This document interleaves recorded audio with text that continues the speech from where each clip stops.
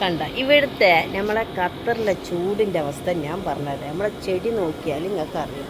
2 നേരം വെള്ളം ഒഴിച്ച് കൊടുക്കുന്ന ചെടിയാണ് കേട്ടോ.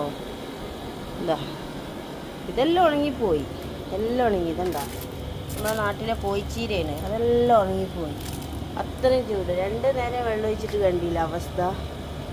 എന്താ മുളകും ചെടിയെല്ലാം ഇങ്ങനെ ആയി, തുളസി ഇങ്ങനെ ആയി, പിന്നെ ഇതാ നമ്മളെ കറ്റാർവാഴ എന്നത് ഈ അവസ്ഥയിലായി.